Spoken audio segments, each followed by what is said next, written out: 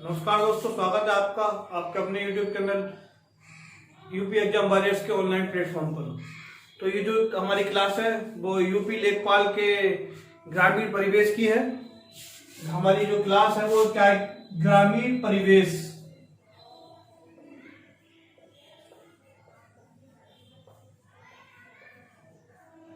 और ग्रामीण परिवेश की हमारी तीसरी क्लास है। ग्रामीण परिवेश की कौन सी क्लास है? तीसरी क्लास है। इससे पहली क्लास में हमने ग्राम सभा और ग्राम पंचायत को परिभाषित किया था, तो एक बार दोबारा से इसको रिकॉल कर लेते हैं, फिर उसके बाद आगे बढ़ते हैं। ठीक है, मैं फिर से एक बार आपको बता दूं, क्योंकि 25-25 नंबर की ये चारों चीजें आपकी रहने वाली हैं और सबसे जो कम सिलेबस है वो हमारा ग्रामीण परिवेश का ही रहने वाला है। कम मेहनत में सबसे ज्यादा नंबर इसी सिलेबस में आने वाले हैं, तो इसको आप अच्छे से तैयार करें, इसमें लग जाएं और अच्छे से नोट्स बनाएं। ठीक है, जो आपको क्लास में पढ़ाया जाए उसको एक कॉपी में लिखें और कॉपी में लिखने के बाद दिमाग में लाएं और उसका रिवीजन करते रहें टाइम टू टाइम। ठीक है, तो मैंने कल आपको बताया था ग्राम सभा।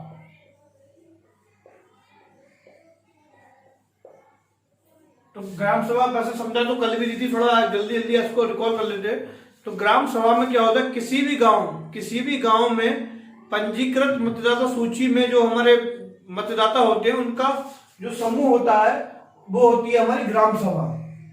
और एक ग्राम सभा में 2 या 3 से अधिक गांव हो सकते हैं, 1, 2 या 3 गांव हो सकते हैं हमारे। ठीक है, और ग्राम पंचायत क्या होती है? ग्राम पंचायत में निर्वाचित होने वाले वो सदस्य होते हैं जो ग्राम सभा के मतदाताओं द्वारा चुने जाते हैं। जैसे पार्षद हो गया, प्रधान हो गया, सॉरी पार्षद नहीं, यार क्या होते हैं वो, वार्ड मेंबर और हमारा प्रधान। इन लोगों का जो समूह बनता है, क्योंकि एक गांव में कई वार्ड होते हैं और हर वार्ड से एक अलग मेंबर होता है, तो इन लोगों का मिलकर जो समूह बनाता है वो कहलाता है हमारा ग्राम पंचायत। बस इतना सा ही अंतर है। और इतना बताया था मैंने कि जो प्रधान है वो ग्राम सभा और ग्राम पंचायत दोनों का सदस्य होता है। एक चीज इसमें आपको नए सिरे से नोट करके लिखनी है। अब आगे बढ़ते हैं इसमें।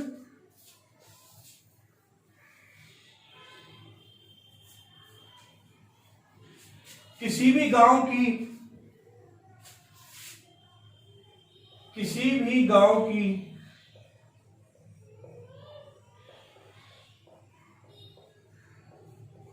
मतदाता सूची, किसी भी गांव की कह लो या किसी भी ग्राम पंचायत की कह लो, ग्राम पंचायत कहना सही रहेगा। ठीक है,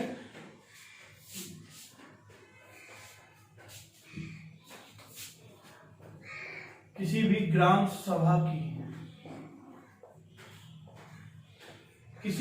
सभा की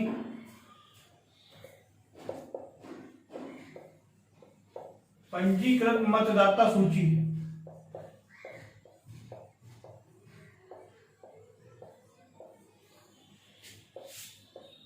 राज्यपाल द्वारा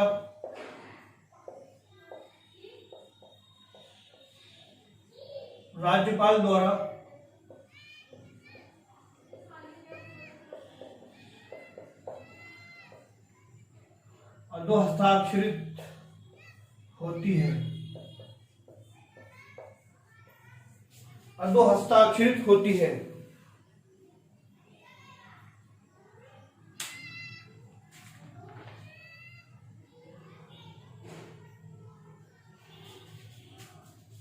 इसको हम अभिसूचित भी कह सकते हैं, अधिसूचित भी कह सकते हैं इसको।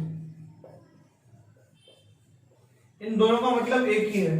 किसी भी ग्राम सभा की पंजीकृत मतदाता सूची राज्यपाल द्वारा हस्ताक्षरित या अधिसूचित होती है। ठीक है, तो अगर ये पूछा जाए कि किसी भी ग्राम सभा की जो मतदाता सूची है वो किसके द्वारा जारी की जाती है, हस्ताक्षरित होती है, तो अगर उसमें मुख्यमंत्री या राज्य निर्वाचन आयोग का अध्यक्ष या राज्यपाल या इनमें से कोई नहीं हो, तो आप उसका ऑप्शन क्या लगाएंगे? आप राज्यपाल लगाएंगे, प्रदेश का राज्यपाल। ठीक है, तो 243A हमने पढ़ लिया था कल।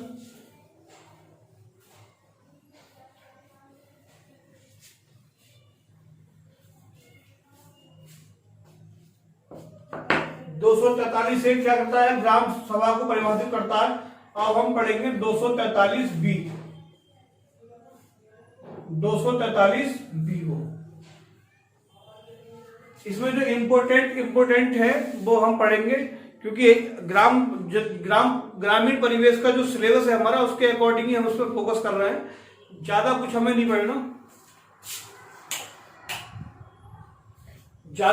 नहीं पढ़ना, क्योंकि हमें केवल ग्राम विकास के सिलेबस के अकॉर्डिंग पढ़ना है। ठीक है, तो हमारा जो 243 बी है, इसमें ग्राम पंचायतों के गठन की बात की गई है।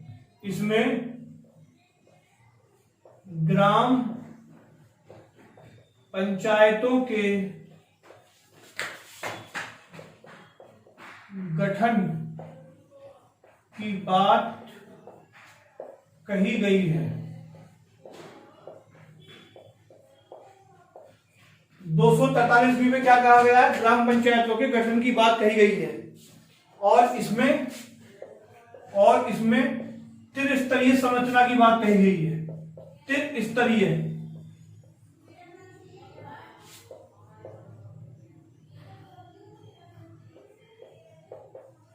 त्रिस्तरीय संरचना की बात कही गई है।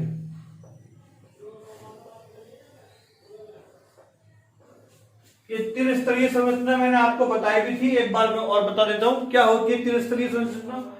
पहला लेवल होता है हमारा ग्राम पंचायत स्तर पर, ग्राम सभा स्तर पर। ठीक है, ग्राम सभा स्तर पर।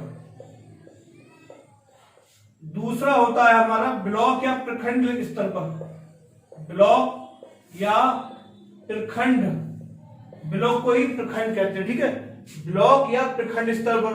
और तीसरा होता है हमारा जिला पंचायत स्तर पर, जिला पंचायत स्तर पर। ठीक है, तो हमारा जो 243 बी है, इसमें क्या है, पंचायतों के गठन की बात की गई है। और पंचायतों का गठन भी कैसा हो, त्रिस्तरीय गठन हो। इसमें त्रिस्तरीय कैसा, पहले हमारा ग्राम सभा लेवल पे हो, फिर दूसरा हमारा जिला पंचायत उस पे प्रखंड या ब्लॉक लेवल पे हो, फिर तीसरा हमारा जिला पंचायत स्तर पे हो। ठीक है, इसको नोट करो।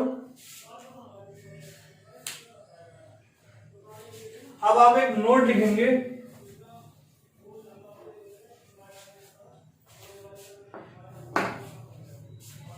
एक नोट लिखेंगे आप, कभी कभी पूछ लिया जाता है ये। पश्चिम बंगाल में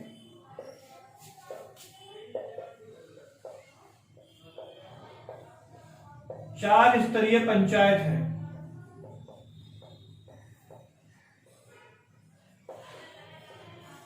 वहां पर राज्य स्तरीय पंचायत भी है। ठीक है, 3 स्तरीय तो हमारा हो गया, चौथा स्तर कौन सा है, राज्य स्तरीय पंचायत। पश्चिम बंगाल में 4 स्तरीय पंचायत है। अगर ये पूछा जाए कि भारत में ऐसा कौन सा राज्य है जहां पर 4 स्तरीय पंचायत है, तो आप क्या आंसर लगा दोगे, पश्चिम बंगाल, WV, वेस्ट बंगाल। ठीक है, इसको नोट करो।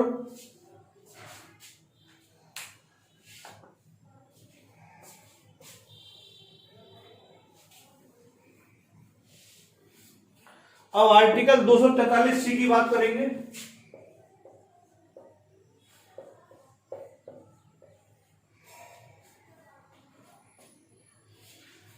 आर्टिकल 243C पंचायतों की संरचना के बारे में जानकारी प्रदान करता है। लिखो इसमें, आर्टिकल 243C पंचायतों की संरचना के बारे में, पंचायतों की संरचना के बारे में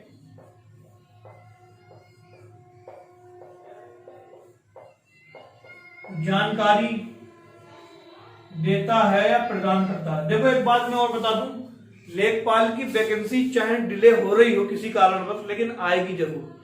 तो आप नोटिफिकेशन का इंतजार मत करो, अपने नोट्स बनाओ, तैयारी में लग जाओ। और जो तैयारी करने वाले हों, इसमें मुद्दा CCC या CCC मांगी जाएगी या नहीं मांगी जाएगी, इसको मत देखो। अगर नहीं मांगी फिर क्या करोगे, और जिनके पास है उनके लिए तो बहुत ही अच्छा है।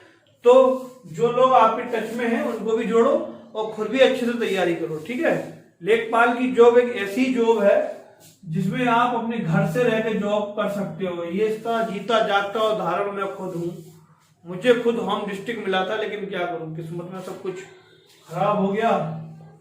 और बस पंचायतों की संरचना के बारे में जानकारी देता है 243C पंचायतों की संरचना। मुझे ठाकुर द्वारे मिला था मुरादाबाद जिला में। कितना दूर है? 50 किलोमीटर दूर है यार। लेकिन अकल पे जब पत्थर पड़ते हैं ना तो बस सब कुछ खराब हो जाता है। लेकिन कोई बात नहीं, भगवान कहीं ना कहीं तो अच्छा देखते ही है, कुछ ना कुछ। इसमें नहीं पढ़ेंगे। संरचना की बात अगर पूछी जाए किस आर्टिकल में पंचायतों की संरचना की बात कही गई है तो 243C, ठीक है। अब 243D, ये जो 243D है ये आरक्षण की बात करता है। अब ये इंपॉर्टेंट है, इससे रिलेटेड 2015 में क्वेश्चन आया भी था। इससे रिलेटेड 2015 में क्वेश्चन आया भी था। वो क्या क्वेश्चन आया था मैं आपको बताऊंगा अभी, ठीक है। तो 243D, इसको आप लिखिए। ये पंचायतों में आरक्षण के विषय में जानकारी प्रदान करता है। ये पंचायतों में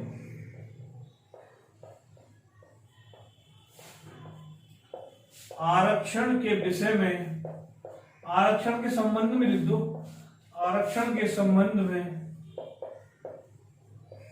जानकारी प्रदान करता है।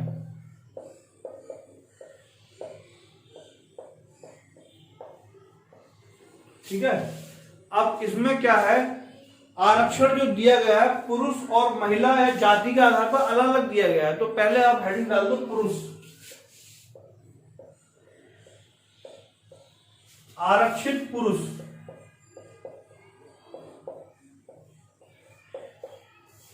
एक एक चीज बिल्कुल क्लियर करके मैं आपको बता रहा हूं बारीकी से। आरक्षित पुरुष,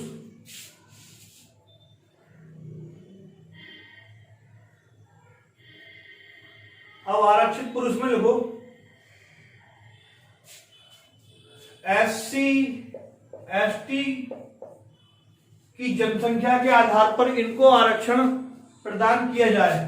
SC ST की जनसंख्या के आधार पर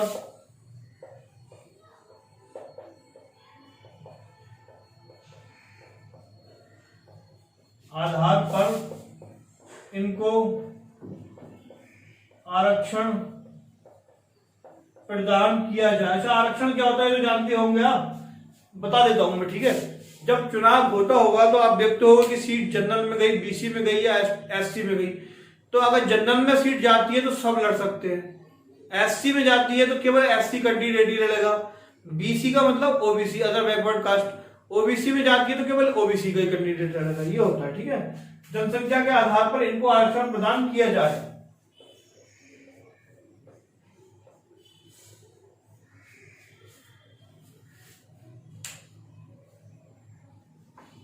और अगला पॉइंट आप इसमें लिखेंगे, और ये आरक्षण, इनको ये डेट पूछी जा सकती है। और ये आरक्षण इनको 25 जनवरी 2030 तक मिलेगा। 25 जनवरी 2030 तक मिलेगा। 25 जनवरी 2030 तक मिलेगा, ठीक है। ये फिक्स टाइम कर दिया है आरक्षित पुरुषों के लिए। अब हेडिंग डालेंगे आरक्षित महिलाएं।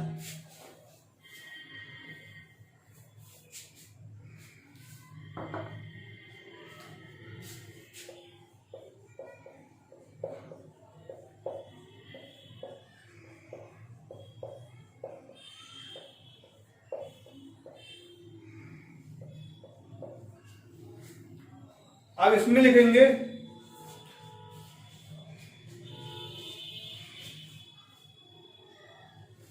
महिलाओं के लिए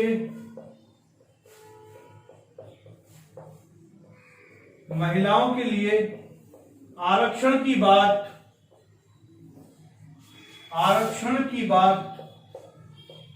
अनिश्चित काल के लिए कही गई है।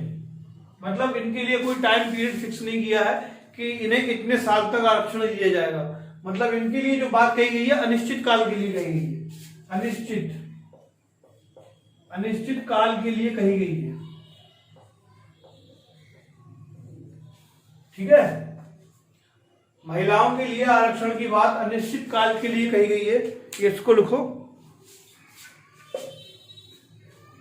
अब इसी में आगे लिखेंगे, भारत में 20 राज्य ऐसे हैं, भारत में 20 राज्य ऐसे हैं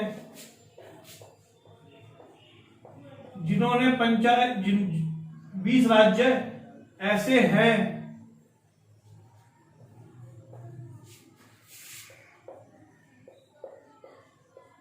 जिन्होंने ग्राम पंचायत चुनावों में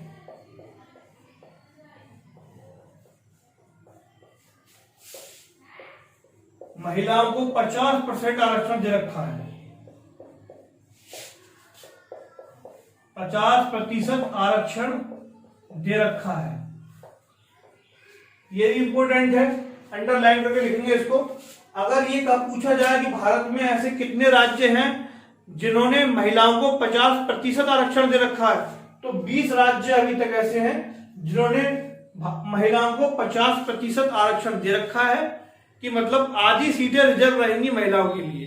तो आगे आप ध्यान देंगे, एक नोट लिखेंगे, आगे आप लोगों को क्या लिखना है, नोट, लेकिन नहीं लिखना, ठीक है। वर्तमान उत्तर प्रदेश सरकार ने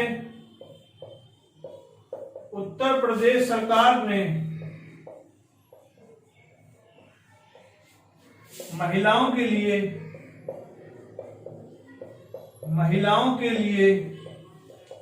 ये पूछा गया था भाई, 2015 का जो राजस्व लेखपाल का पेपर हुआ था उसमें ये पूछा गया था, ठीक है। उत्तर प्रदेश सरकार ने महिलाओं के लिए 33% सीटें आरक्षित की हैं,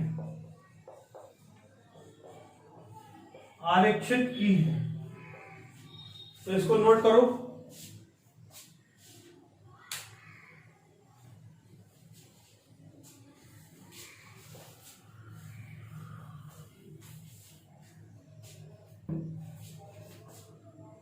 एक पॉइंट और लिखेंगे, यूपी सरकार मतलब उत्तर प्रदेश सरकार में ग्राम पंचायत चुनावों में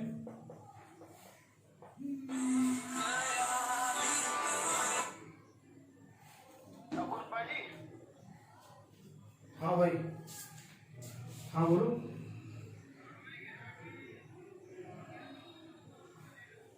ठीक,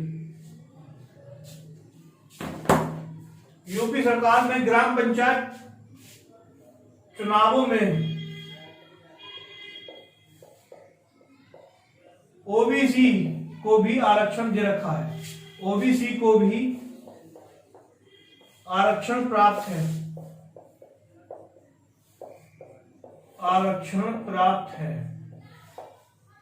तो ये क्वेश्चन पूछा जाए कि महिलाओं के अलावा और किसको आरक्षण प्राप्त है, एससी एसटी को तो है ही, ओबीसी को भी आरक्षण प्राप्त है यूपी में, ठीक है। तो इसको भी नोट कर लो।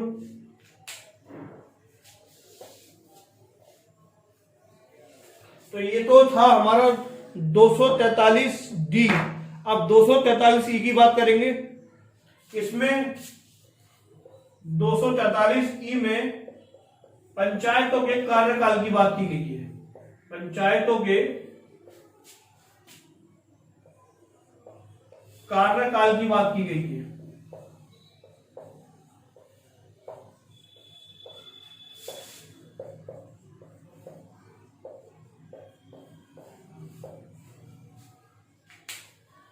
दो 243 में पंचायतों के कार्यकाल की बात कही गई है, ठीक है। जब पंचायतों का जो कार्यकाल होता है 5 वर्ष का तो होता है, क्वेश्चन पूछा जा सकता है एग्जाम में, लेकिन कब से शुरू होता है तो ये आपको नोट करके लिखना है। बहुत इंपॉर्टेंट नोट है बेटा, इसको नोट करके लिखिए। पंचायतों का कार्यकाल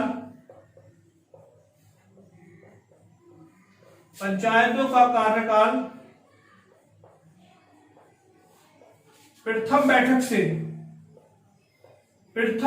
से ये ध्यान देना है, प्रथम बैठक से अगले 5 साल के लिए होता है, अगले 5 वर्ष के लिए होता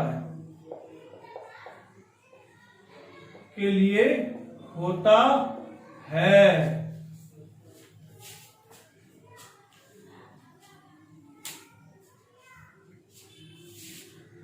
अब एक चीज इसमें ध्यान देंगे, अगर मान लो ग्राम प्रधान की मृत्यु हो जाती है या ग्राम प्रधान को अयोग्य घोषित कर दिया जाता है, तो 243E के थर्ड क्लॉज में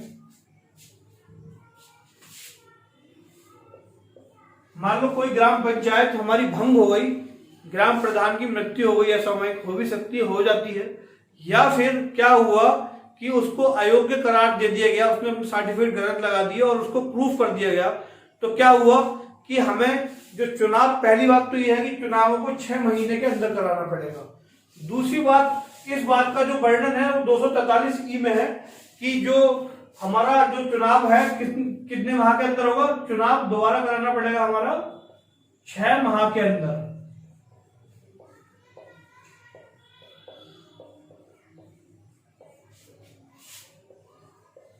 प्रधान के अयोग्य होने पर, अयोग्य या असामयिक मृत्यु होने पर, असामयिक मृत्यु होने पर, ये जो क्लॉज है हमारा 243E थर्ड, ये हमारा इसको परिभाषित करता है। ठीक है, तो इसको भी नोट कर लो।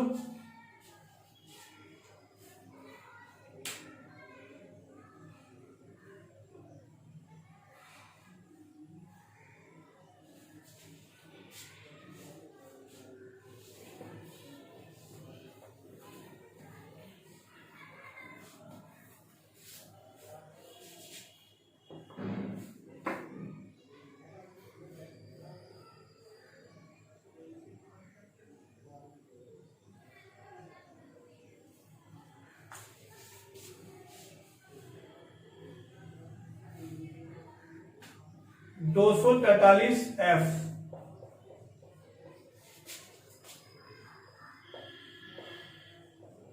प्रधान की योग्यता को बताता है।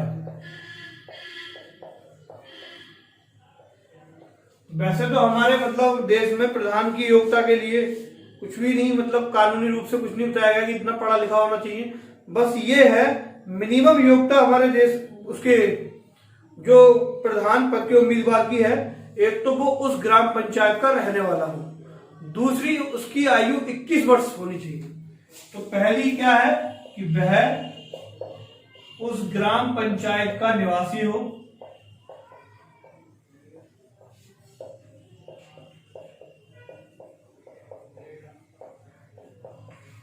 दूसरा न्यूनतम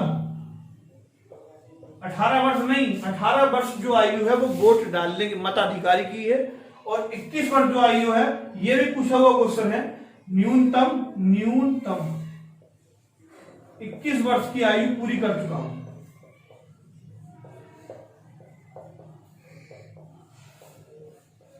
ठीक है, तो ये हमारा 243 है, इसको परिभाषित करता है।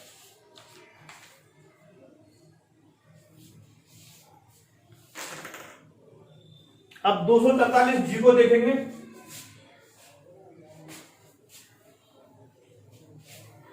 दो 243G ग्राम पंचायतों की कार्य एवं शक्तियों के बारे में जानकारी प्रदान करता है। 243G ग्राम पंचायतों की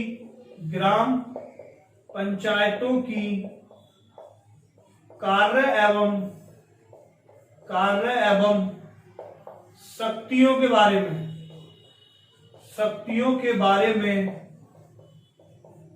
जानकारी प्रदान करता है। इसको नोट कर लो।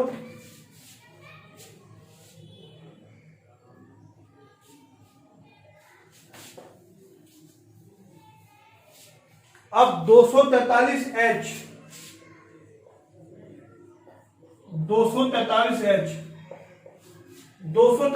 कर लगाने की शक्ति, कर लगाने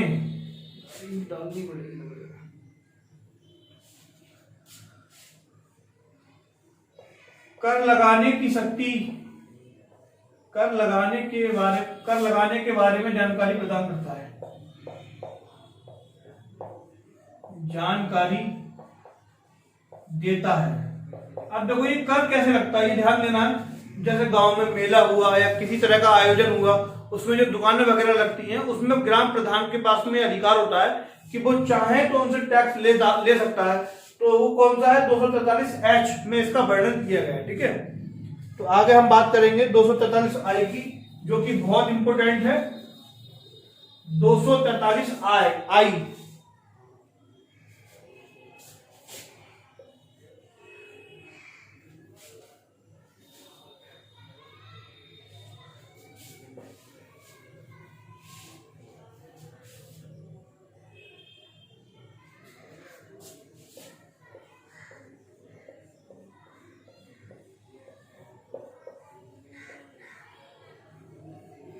इसमें क्या बताया गया कि वित्त आयोग का गठन किया जाएगा, जो कि राज्य की ग्राम पंचायतों के लिए होगा।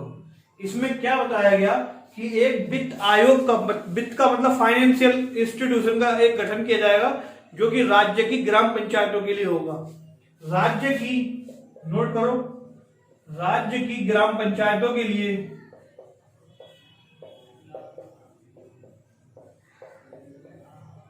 राज्य की ग्राम पंचायतों के लिए वित्त आयोग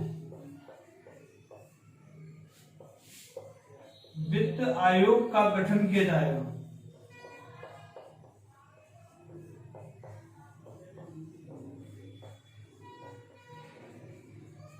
राज्य की ग्राम पंचायतों के लिए वित्त आयोग का गठन किया जाएगा, और ये जो गठन किया जाएगा प्रदेश के राज्यपाल के द्वारा किया जाएगा। ठीक है, ये इसमें इंपोर्टेंट है कि इसका गठन कौन करेगा। इसका गठन मुख्यमंत्री नहीं करेगा। इस वित्त आयोग का गठन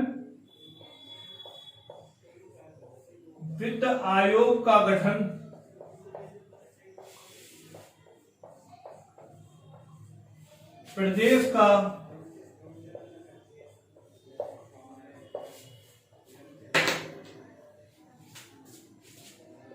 का राज्यपाल करेगा।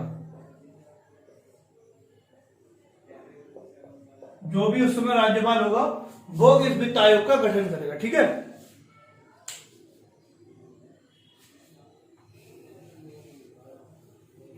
अब 243K के बारे में हम पढ़ेंगे।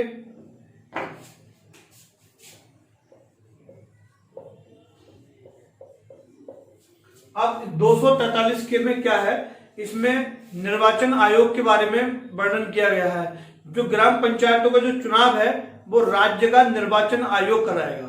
जो सेंट्रल में जो भी हमारे सांसदों के जो चुनाव होते हैं वो केंद्रीय निर्वाचन आयोग कराता है, लेकिन जो हमारे ग्राम प्रधानी का, जो ग्राम सभा के जो चुनाव है वो राज्य का निर्वाचन आयोग कराएगा। ठीक है, तो इसमें लिखिए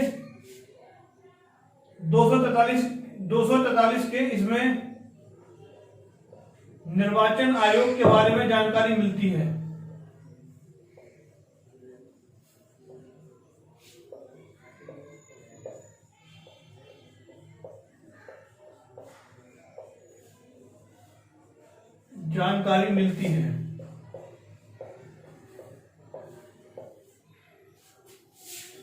ग्राम पंचायतों के चुनाव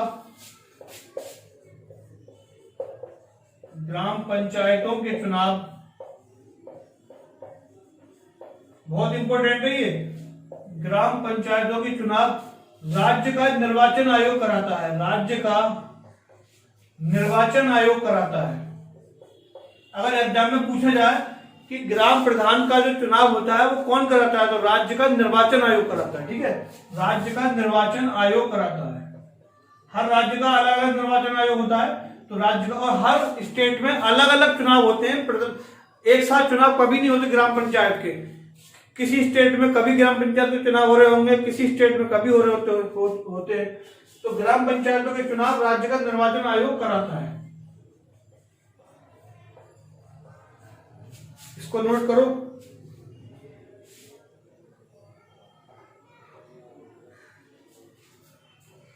तो ये जो हमारे इंपोर्टेंट आर्टिकल्स थे, सबक्लूज थे, ये हमने पढ़ लिए। अब प्रधान बना दिया, उसको हटाने का बारे में भी तुम्हें पता होना चाहिए। तो उसको हटाने के बारे में थोड़ा देखेंगे कैसे हटाया जा सकता है।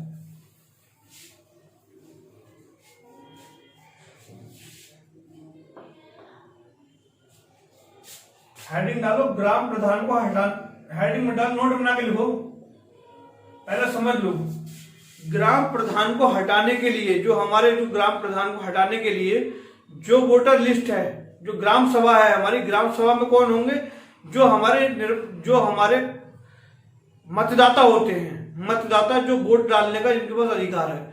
तो ग्राम प्रधान कैसे हटेगा कि ग्राम प्रधान को हटाने के लिए जो मतदाता लिस्ट है उसका 1/3 अगर व्यक्ति उपस्थित हैं, 1/3 के भी 2/3 अगर उसके खिलाफ हो जाए तो हमारा ग्राम प्रधान हट जाए।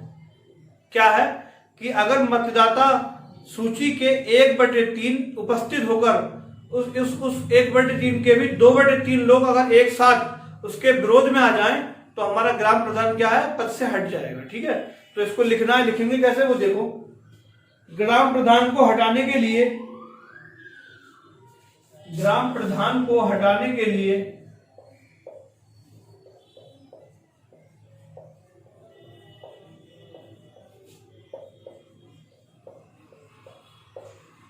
कम से कम 1/3, कम से कम 1/3 सदस्यों का होना आवश्यक है।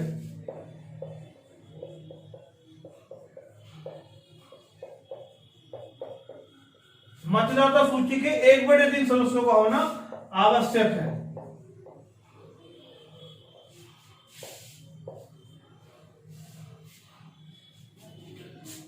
इस 1/3 सदस्यों के 2/3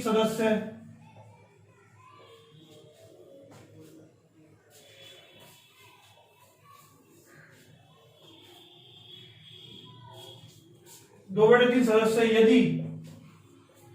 यदि प्रधान के खिलाफ हों, प्रधान के खिलाफ हों तो प्रधान को हटाया जा सकता है, प्रधान को हटाया जा सकता है।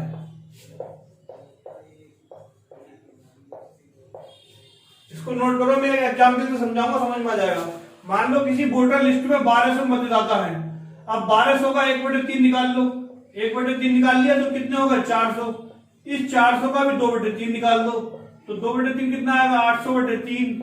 800/3 का मतलब ये हुआ 3 दूनी 6 और 2 3 6 266 लोग अगर एक साथ विरोध में आ जाएं 1200 लोगों की ग्राम सभा में तो प्रधान को हटाया जा सकता है। ठीक है, 1/3 का भी 2/3 सदस्य अगर प्रधान के विरोध में आ जाते हैं तो ग्राम प्रधान को हटाया जा सकता है। ठीक है, तो इसको समझ लो और नोट करो फटाफट।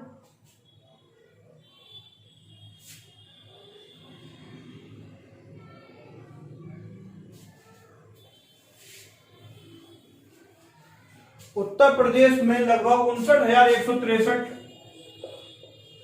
ये नोट लिखो, उत्तर प्रदेश में लगभग 59,163 ग्राम पंचायतें हैं। ये पूछ लिया जाए डायरेक्ट तो अगर इसको ध्यान देंगे थोड़ा, उत्तर प्रदेश में लगभग 59,163 ग्राम पंचायतें हैं। जब इतनी ग्राम पंचायत है तो प्रधान भी इतने होंगे और लगभग इतने ही प्रधान हैं, लगभग इतने ही प्रधान है। इसको लिखो,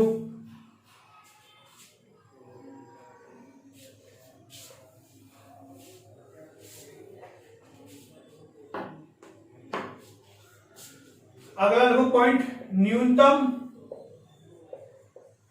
200 मतदाताओं के समूह को,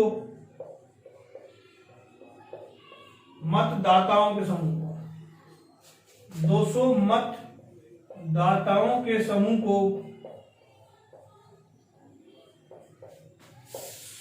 को ग्राम सभा कहते हैं।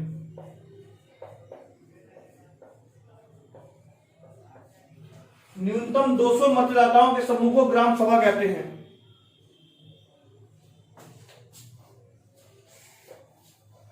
न्यूनतम 200 मतदाताओं के समूह को ग्राम सभा कहते हैं। वर्ष में, अगला पॉइंट लिखो, वर्ष में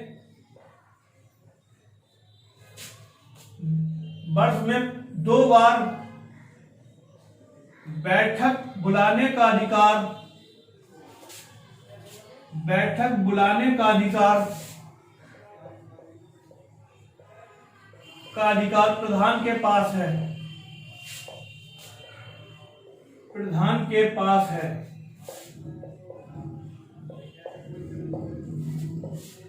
एक तो रबी की कटाई के समय रबी की फसल की कटाई के समय, देखो रबी की फसल क्या होती है, अक्टूबर नवंबर में बोई जाती है और मार्च अप्रैल में क्या है, ये काटी जाती है। एक तो रबी की फसल की कटाई के समय और खरीफ की फसल की कटाई के समय, खरीफ की फसल की कटाई के समय, कटाई के समय। तो ग्राम प्रधान हमारा साल में 2 बार बैठक बुला सकता है ग्राम पंचायत की। एक कब, खरीफ की फसल कब बोई जाती है, अप्रैल मई में, और ये काटी कब जाती है हमारी, अक्टूबर नवंबर में काटी जाती है। तो ये हमारा प्रधान 2 बार बैठक बुला सकता है, एक तो रबी की फसल की कटाई के समय, और ये फसलें मैं पढ़ाऊंगा आपको, रबी खरीफ जाए तो आपको समझ में आ जाएगा कौन सी फसल कब बोई जाती है, काटी जाती है, अच्छे से पढ़ाएंगे, ठीक है। तो प्रधान हमारा 2 बार बैठक बुला सकता है साल में, एक तो जब रबी की फसल काटी जाती है और दूसरा कब, जबकि हमारी खरीफ की फसल काटी जाती है, ठीक है। तो इसको नोट करो। और देखो बैठक के लिए कंडीशन होती है, इसमें भी एक इंपोर्टेंट है ये हमारा, बैठक के लिए ये नहीं कि मतलब 10 सदस्यों को लेकर वो बैठक कर दे, बैठक के लिए कुल सदस्यों का 1/5 सदस्य होना आवश्यक है,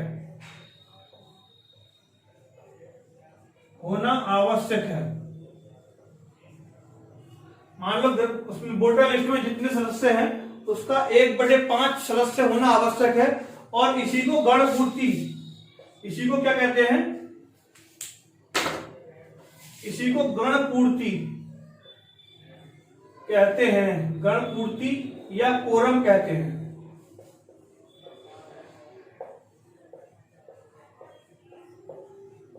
मान लो किसी गांव में 1000 लोगों की लिस्ट है, तो 1/5 इसका निकालेंगे तो कितना हो गया, 200। तो ये नहीं कि उसने 100 लोगों को लोग बुला के बैठक कर दी, ऐसा नहीं होगा। कम से कम 200 लोग जब तक नहीं आएंगे जब तक वो बैठक सफल नहीं मानी जाएगी, और ऐसी कम से कम उसे साल में 2 बैठक करनी पड़ेगी, ठीक है। तो ये जो हमारा है पंचायती राज से जो हमारा पहला टॉपिक था वो पूरा हो गया है, इससे रिलेटेड कुछ मतलब छूटा नहीं है। तो ये पहला टॉपिक हमारा पूरा हुआ और आप इसके प्रॉपर नोट्स बनाएं। अगर किसी को कोई क्लास नहीं मिल पाई है तो ये 3 क्लासों में हमारा हुआ है। कल बाई मिस्टेक क्लास 2 थी लेकिन 3 पड़ गया, तो उस पर आप ध्यान ना दें। आज भी क्लास 3 पड़ेगा तो इसको दोबारा से देख लें, ठीक है। वो कल क्लास 2 थी लेकिन उस पर क्लास 3 पड़ गया है, ठीक है। तो आज हमारी क्लास 3 थी और ये हमारा चैप्टर पूरा हो गया है। और जो लेखपाल की तैयारी करने वाले हैं उन लोगों को जोड़ो यार चैनल से, परिवार को, सब्सक्राइबर को बढ़ाओ ज्यादा से ज्यादा, जिससे तैयारी करने में और करवाने में ज्यादा मजा आए। जय हिंद, जय भारत।